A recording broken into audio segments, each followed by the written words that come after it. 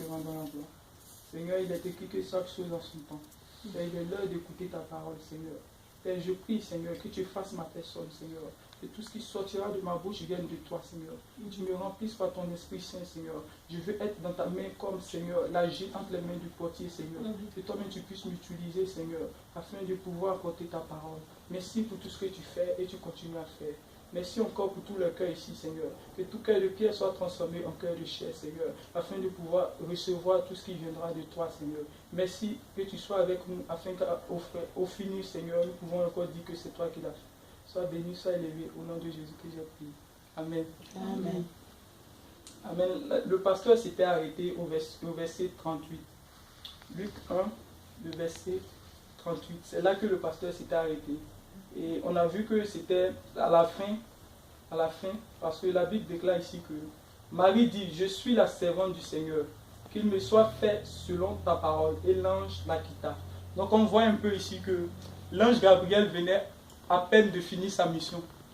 Il avait commencé sa mission depuis Zacharie et il venait à peine de finir avec Marie. Donc on va continuer, on va voir la suite. Mais avant de continuer, j'aimerais faire un petit résumé. J'ai retenu peut-être 3 ou 4 choses de tout ce que le pasteur a dit jusqu'à ce niveau. D'abord, la première des choses que j'ai retenues, c'est quoi? C'est que nous avons vu que l'ange Gabriel était d'abord allé rencontrer Zacharie avant de rencontrer Marie. Mais ce qui m'a plu, c'est que quoi? C'est que c'est le même ange qui a rencontré Zacharie qui est venu rencontrer Marie après. Pour dire que les bénédictions de Dieu ne finissent pas. Oui. Dieu peut aller dans une maison, bénir une maison. Ça ne veut pas dire que ces bénédictions sont finies. Il ne va pas aller bénir encore une autre maison. Ça, c'est la première des choses que j'ai retenues sur ce plan. Et ce qui m'a plu encore, c'est que Marie n'a pas été jalouse. Bon, d'abord, elle ne savait même pas que la femme de Zacharie était enceinte. Parce que c'est écrit que Élisabeth se cacha. Elle se cachait. Elle est enceinte, elle n'a pas montré sa grossesse aux gens. Elle se cachait. Donc je ne sais pas si Marie savait. Mais si Marie avait su ça, Marie n'a pas été jalouse. Nulle part dans la Bible, il a été écrit que Marie a été jalouse. Et de nos jours, il y a certaines personnes qui voient la bénédiction de Dieu sur une personne. Quand ils voient que Dieu a béni une personne, ils se disent sans doute que cette personne a été bénie. Et ils commencent à mettre de ces idées dans leur tête. Ils deviennent jaloux. Ne soyons pas jaloux. Parce que c'est après 6 mois, que l'ange est venu visiter Marie. Dieu peut bénir une personne aujourd'hui, tu vas voir cette personne-là. Mais ne te dis pas que c'est fini. Parce que peut-être Dieu a une bénédiction plus grande que pour la personne-là qui arrive. Parce que la preuve en est que, regardez un peu les enfants. Si on doit comparer un peu les enfants de Marie et les enfants et l'enfant d'Élisabeth, on voit un peu que Élisabeth a mis au monde un prophète. Oui, un prophète, Jean-Baptiste. Et Marie, elle va mettre au monde le Seigneur Jésus-Christ. Donc vous voyez, la bénédiction de la première maison et de la deuxième maison est supérieure à la bénédiction de la deuxième maison. Amen. Donc souvent quand on voit quelqu'un béni, réjouissons-nous de voir cette personne bénie. Parce qu'on ne sait pas ce que Dieu réserve pour nous. Peut-être que Dieu réserve une bénédiction qui est plus supérieure que pour la personne sur ta vie. Donc quand tu vas te réjouir avec la personne, quand toi aussi tu seras dans la bénédiction, la personne va se réjouir avec toi. Amen. Ça c'est la deuxième des choses. La troisième des choses que je retiens encore de la lecture que le pasteur a eu à nous expliquer, c'est quoi? C'est que Élisabeth n'était pas avec Zacharie. Quand l'ange est apparu à Zacharie, Élisabeth n'était pas là. Elle était quelque part là-bas. Mais elle a partagé la bénédiction que Zacharie a reçue. Quand je lisais ce matin, je me disais, waouh, waouh, waouh. Il y a de ces personnes, quand tu es avec eux, même si Dieu ne te parle pas, une fois que tu es connecté à ces personnes-là, quand Dieu parle à ces personnes-là, tu prends aussi cette bénédiction. La bénédiction que la personne reçoit, ça te contamine en même temps. Ça te contamine. Donc, ne soyez pas jaloux quand vous voyez Dieu utilise une personne. Au contraire, priez pour cette personne-là. Si vous pouvez apprendre auprès de cette personne-là, apprenez auprès de cette personne-là, pour que cette bénédiction aussi puisse vous contaminer. Amen. Amen. Ok, donc, c'est ce que j'ai retenu de tout ce que le pasteur avait dit. Donc, on va commencer au verset 39. La Bible déclare que, Luc 1, le verset 39. Dans ce même temps, Marie se leva et s'en alla en hâte vers les montagnes, dans une ville de Juda. Le verset 40. Elle entra dans la maison de Zacharie et salua Élisabeth. 41. Dès qu'Élisabeth entendit la salutation de Marie, son enfant tressaillit dans son sein et elle fut remplie du Saint-Esprit. Amen. Elle s'écria d'une voix forte, « Tu es bénie entre les femmes et le fruit de ton sein est béni. Amen. Comment m'est-il accordé que la mère de mon Seigneur vienne auprès de moi? Car voici, aussitôt que la voix de ta salutation a frappé mon oreille, l'enfant a tressailli d'allégresse dans mon sein. Heureuse celle qui a cru, parce que les choses qui lui ont été dites de la part du Seigneur auront leur accomplissement. Amen. Amen. On va, à cause du temps, je pense qu'on va se limiter à ces 6 petits versets-là. On va partager ça ensemble. Je me rappelle au début, dans le livre de Genèse, on voyait un Adam qui venait de pécher avec Ève. Et Dieu, je ne dis pas que Dieu était découragé, mais il avait un second plan. Et le second plan, c'était la venue de notre Seigneur Jésus-Christ pour venir sauver ce monde-là. Et on a vu un peu comment les choses se sont déroulées jusqu'à présent. Marie, l'ange est arrivé chez Marie, l'ange a apporté la bonne nouvelle à Marie. Marie a cru à la bonne nouvelle. Mais on nous dit ici que, dans le verset 39, dans ce même temps, Marie se leva et s'en alla en hâte vers les montagnes dans une ville de Juda. Elle entra dans la maison de Zacharie. Marie vivait à Galilée. C'est là-bas l'ange avait rencontré Marie à Galilée. Et on nous dit ici que Marie s'est levée, elle s'est déplacée, elle est allée jusqu'en Juda, dans la maison de Zacharie. Et quand je lisais, j'ai vu un peu sur la carte la distance qu'il y avait entre Galilée et Juda. Et j'ai vu que ça faisait pratiquement 14 km par là. 14 km, Marie s'est levée, et je pense, imaginons que si c'était la nuit, peut-être que l'ange est apparu à Marie aux environs de, peut-être 16h ou 15h par là. Quand l'ange est parti, Marie s'est levée immédiatement. Elle était tellement contente d'apprendre aussi que, parce qu'elle ne s'attendait pas à ce que Élisabeth, qui est âgée, soit enceinte. Donc elle s'est préparée. Bon, la Bible ne mentionne nulle part qu'elle était avec Joseph ou avec quelqu'un. Elle a pris son chemin, 14 km. Elle a fait 2 heures. Donc si c'était la nuit, s'il pleuvait, je ne sais pas si en son temps, il y avait un téléphone pour dire à Élisabeth, « Allô Élisabeth, j'arrive là-bas. » Bon, je ne pense pas. Je ne pense pas aussi qu'il y ait des voitures. Je ne sais pas si elle est montée sur des chameaux aussi. Bon, là, la Bible ne mentionne pas. Mais on nous dit qu'elle s'est levée en hâte. En hâte. Elle a été, c'est comme si elle a pris courage rapidement. Wow, elle était surprise. C'est comme un zèle qui est venu rapidement. Elle s'est levée immédiatement. Elle a pris le courage. Elle dit, waouh, je dois aller. C'est pas comme si je ne crois pas, mais je dois aller vérifier. Souvent, on croit à certaines choses, mais on veut vérifier. C'est pas parce qu'on croit qu'on ne doit pas vérifier certaines choses. Parce que la Bible même nous dit, dans le livre des Actes, je pense que c'est Acte 17 par là, que les chrétiens de Bérée, après que le grand Pierre, l'apôtre Pierre, finissait de les prêcher, eux tous, ils entraient chez eux, ils vérifiaient réellement si ce que l'apôtre avait dit était vrai. C'est pas parce qu'ils ne croyaient pas. Souvent, on croit, mais on doit vérifier. Donc, c'est sur cette même voie-là que Marie a décidé d'aller, de parcourir 14 km pour aller voir, pour aller dans la maison de Zacharie. Et elle est arrivée dans la maison de Zacharie. On dit, elle entra dans la maison de Zacharie et salua Élisabeth.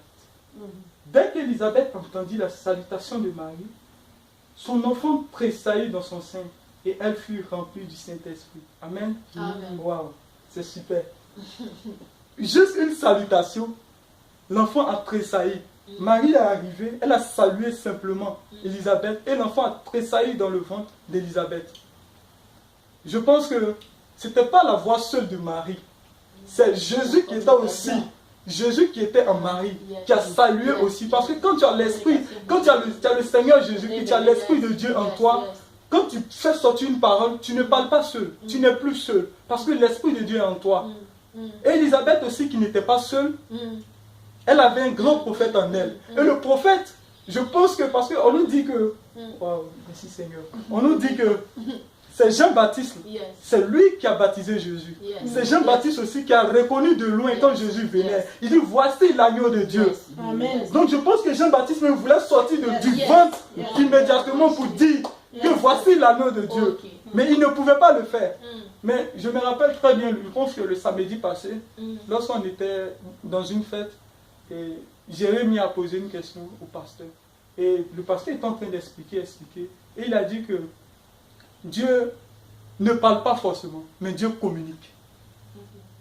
Il ne parle pas forcément, mais il communique. Ça, c'était une communication. Dieu est en train de communiquer quelque chose comme ça. Et je ne sais pas, je pense que à la suite du verset, si Élisabeth et Marie sont des gens spirituels, vont comprendre ce qui s'est passé. Donc, l'enfant, il a bougé dans le ventre de sa mère. Il voulait sortir même, mais ce n'était pas son temps.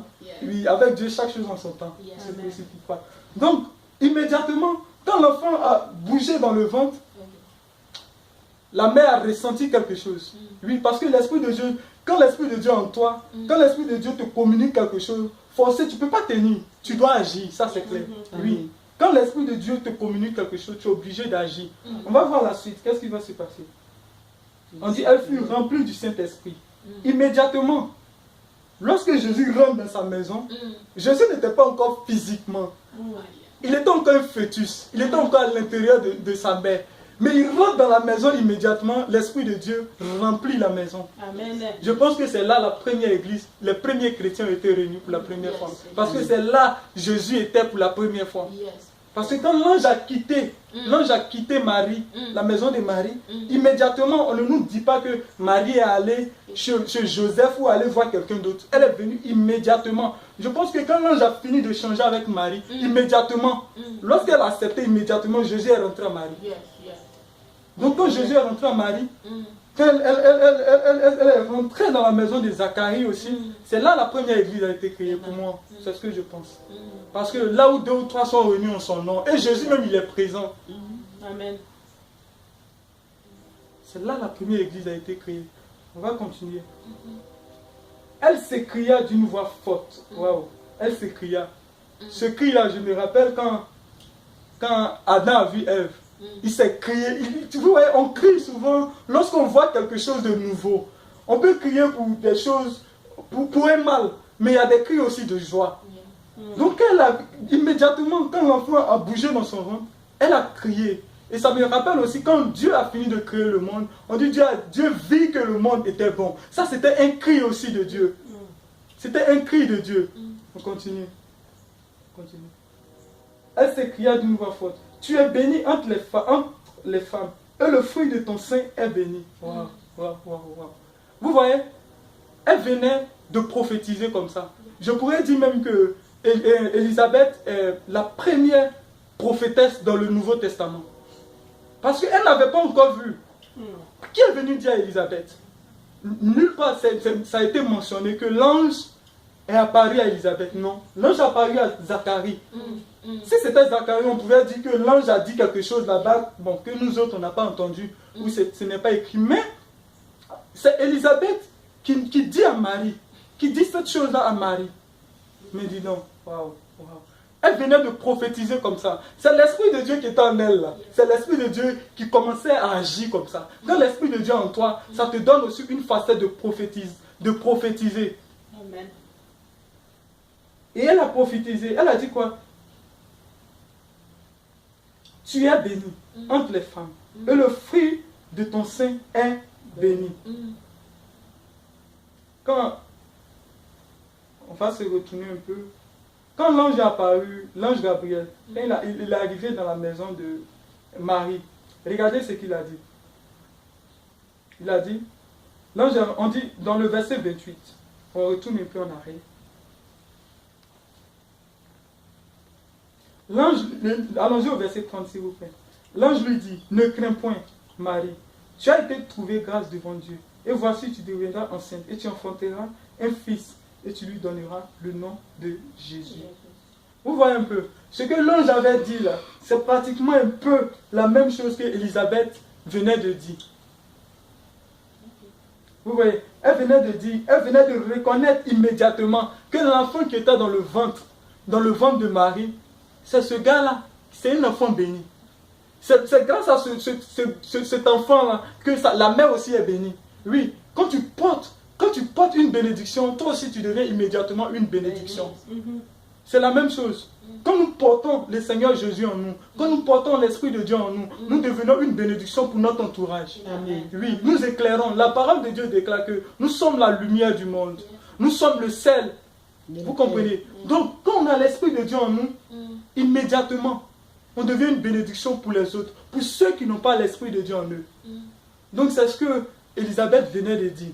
On continue. Elle dit, comment m'est-il accordé, le verset 43, comment m'est-il accordé que la mère de mon Seigneur vienne auprès de moi? Qui lui a dit que c'est le Seigneur qui était dans le ventre de Marie? Ça, c'est l'Esprit de Dieu. C'est l'Esprit de Dieu. Quand on est animé de l'Esprit de Dieu, il n'y a rien. Rien n'est caché pour nous. Quand l'Esprit de Dieu t'anime, rien n'est caché pour toi. Et Jésus était dans la place. Jésus, si on veut dire physiquement, parce que un fœtus même est physique. Physiquement, le fœtus était à l'intérieur. Donc Jésus même était là. Vous savez, quand je lisais ça, je me suis rappelé aussi de l'arche de Dieu. En ce temps, on portait l'arche de Dieu, on s'est déplacé avec. Mais Marie, c'est Marie qui portait l'arche maintenant. Vous comprenez? Elle portait l'arche de Dieu maintenant. On n'avait plus besoin d'arche de Dieu au temps de Marie, parce qu'elle portait maintenant le Seigneur Jésus en elle. Elle représentait l'arche. Donc partout, je me rappelle quand l'arche, ils envoyaient l'arche dans la maison d'Édom. Sa maison fut bénie. Sa maison fut bénie complètement. C'est la même chose. Quand Marie rentre dans un coin, immédiatement, la maison aussi est bénie. La maison est bénie. Amen. Continue. Comment m'est-il accordé que la mère de mon Seigneur vienne auprès d'eux? Le verset 44. Car voici, aussitôt que la voix de la salutation a frappé mon oreille, l'enfant a tressailli d'allégresse dans mon sein. On ajoute ici d'allégresse encore. Vous comprenez? D'allégresse ici, c'est la joie. Et qu'on lit un peu même, on a commencé à lire le verset le livre de Luc, on voit un peu que on parle d'allégresse, on parle de joie, Quand le Seigneur Jésus-Christ vient, sa venue apporte toujours la joie. Il n'était même pas encore venu. Quand l'ange même est apparu à Zacharie, déjà, il y avait une joie déjà. C'était une joie, oui. Ce n'est pas permis à tout le monde. Regardez un peu. Depuis Esaïe avait donné la promesse que Jésus allait naître. Jusqu'à leur temps, regardez combien d'années. Et enfin, cette prophétie-là s'accomplit. Mais ça, c'est une joie. Ça dépasse l'entendement. Pourquoi c'est à notre temps que cela arrive? Oui, c'est ce qu'ils se sont demandé. Pourquoi c'est à notre temps que cela arrive? C'était seulement la joie. Jusqu'à Jean-Baptiste, même à l'intérieur de sa mère, ressentait cette joie-là. Oui, il provoquait cette joie-là. Oui, il a provoqué la joie. Donc tout le monde était heureux. Donc Marie même, je pense que ce n'était pas seulement pour venir voir si Élisabeth était enceinte qu'elle est venue seulement. Non. Elle venait partager sa joie. Parce que souvent, quand tu as la joie, tu peux pas. Toi seul, tu peux pas garder cette joie-là. Et surtout quand tu apprends que quelqu'un d'autre a été visité de la même manière que toi. C'est comme si on passait un examen. Et tu as un ami ou un parent. Bon, la Bible déclare que quand on lit un peu et on fait des recherches, on nous dit que Élisabeth était la cousine de Marie. Et en son temps même avant, bon, je n'ai pas vu ça dans la Bible, mais on nous dit qu'avant que Élisabeth ne fût enceinte, elle avait même dit à Marie de passer la voir. Et Marie, à cause de la préparation, elle s'apprêtait pour ses fiançailles avec Joseph. Donc c'est pourquoi Marie n'était pas encore allée. Donc elle était là, quand elle a appris que sa cousine aussi, la vieille là, La vieille dont tout le monde parlait, ils l'ont surnommé, mais je ne sais pas comment ils l'ont surnommé peut-être. Ils l'ont surnommé, on dit celle qui n'accouche pas, toi tu vas bientôt mourir, tu n'as pas encore fait d'enfant. C'est comme ça peut-être on l'appelait, ils lui ont donné un nom là-bas. Donc quand Marie a appris ça, immédiatement, elle dit non, cette joie on doit partager ça ensemble. Moi je me rappelle quand j'ai eu mon baccalauréat, j'étais encore au pays, j'ai des amis qui n'ont pas eu, mais ceux qui ont eu, quand tu appelles elle, il te dit il a eu. Tu dis tu es où? On va se rencontrer, on va fêter ça ensemble. Donc c'était un peu ça. Elle a su immédiatement, comme il n'y avait pas de téléphone en son temps, elle devait forcément marcher. C'est pourquoi elle a marché, elle a fait ce sacrifice-là. Ah, Marie était courageuse. Oui, 14 km. Moi, j'imagine. Combien de maïs? Oui, combien de maïs. Elle était vraiment courageuse. Donc, elle a marché tout ça pour aller partager sa joie avec sa cousine.